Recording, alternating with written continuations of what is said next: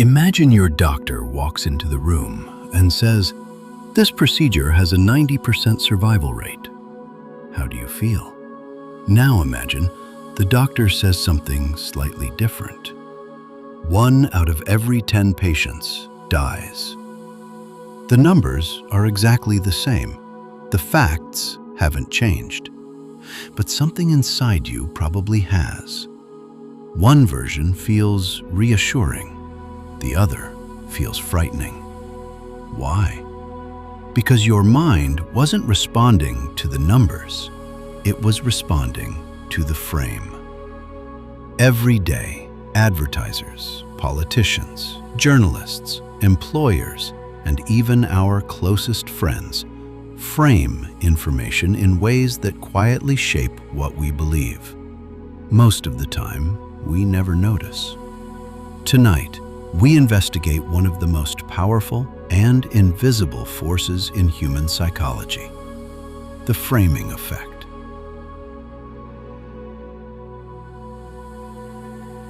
We like to believe our decisions are guided by facts, but facts rarely arrive alone. They arrive wrapped in words, presented from a particular angle, compared against one possibility instead of another. The information itself may remain identical, yet the way it is presented can completely change how it feels. This isn't deception, it's something much deeper. Our brains naturally search for meaning, and meaning depends on context. Sometimes, changing nothing more than a few words is enough to change an entire decision.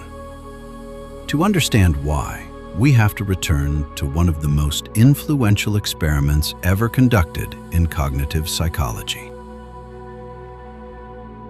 In the early 1980s, psychologists Amos Tversky and Daniel Kahneman wanted to understand something remarkably simple.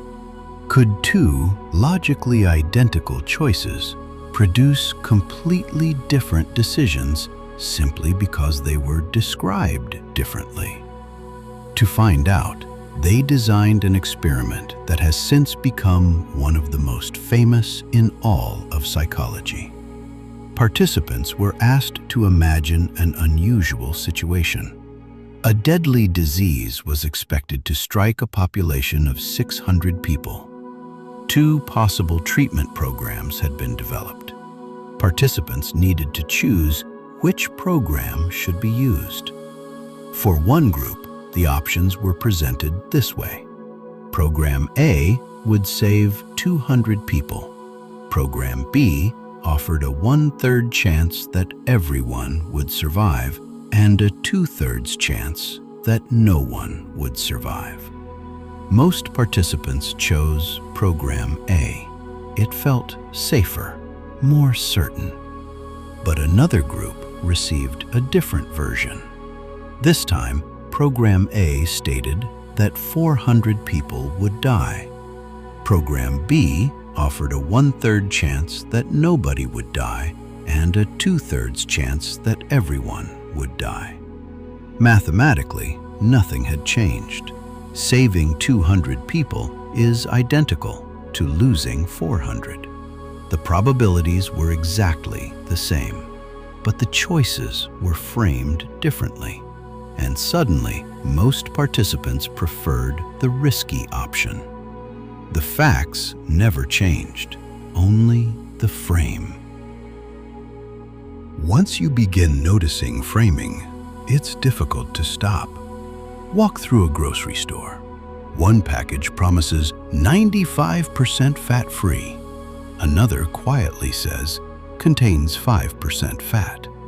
They're describing the very same product.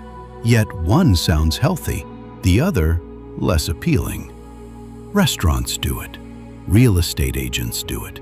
Financial advisors, advertisers, politicians. Even ordinary conversations between friends are filled with subtle frames. Think about 2 people describing the same vacation. One says, "We spent the entire week in the rain." The other says, "We still found time to explore beautiful little cafes." Neither person is lying. They're simply choosing which part of reality to place inside the frame. Journalists face the same challenge every day. Every headline must decide which fact appears first. Every photograph captures one angle while leaving countless others unseen. The frame doesn't necessarily create reality, but it powerfully influences how reality is understood. And once a frame has been accepted, our minds naturally begin organizing new information around it. Which raises a deeper question. Why would the human brain work this way at all? Imagine trying to notice every detail of everything around you.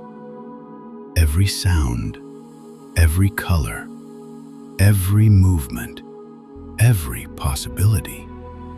The world would become overwhelming. Instead, our brains constantly simplify. They build mental shortcuts that help us decide what deserves attention. Frames are one of those shortcuts. They highlight what seems important while quietly pushing everything else into the background. Most of the time, that ability serves us remarkably well. Without it, every decision would become exhausting. But shortcuts always involve trade-offs. Whenever something is emphasized, something else receives less attention. That means framing doesn't only shape what we notice, it also shapes what we overlook. Sometimes the missing information is exactly what matters most. Recognizing the frame doesn't require becoming suspicious of everything. It simply means asking one quiet question. What else could be true if this were presented differently? That single question has the power to transform how we make decisions. Framing becomes especially powerful when something important is at stake. Money, health, opportunity, loss. Imagine being offered a choice. Option 1 guarantees that you keep $500. Option 2 gives you a chance to keep $1,000, but you might walk away with nothing. Many people prefer the certainty. Now, change the frame. Instead of being told what you will keep, you're told what you might lose. Suddenly, the same decision can feel very different. This is one of the remarkable discoveries that emerged from the work of Daniel Kahneman and Amos Tversky. People tend to become more cautious when outcomes are framed as gains. But when those same outcomes are framed as losses, we often become more willing to take risks. The mathematics may remain unchanged, but psychologically, the decision has moved. Because losing something doesn't feel like the opposite of gaining it. It often feels much more powerful. And that means whoever controls the frame can sometimes influence which risk we are willing to take. So how do we protect ourselves? Not by eliminating frames, that's impossible. But we can learn to notice them. Before making an important decision, pause. Ask yourself how the choice has been presented. Then deliberately reverse it. If something is described as a gain, ask what could be lost. If something is described as a loss, ask what could still be gained. If 90% succeed, remember, 10% do not. And if someone tells you 10% fail, Remember, 90% succeed. Nothing about the facts has changed, but now you've seen them from both sides. And sometimes that small shift is enough to make the frame visible. Every photograph has an edge. Inside that edge is everything the photographer chose to show us. Outside it is an entire world we cannot see. Our minds work much the same way.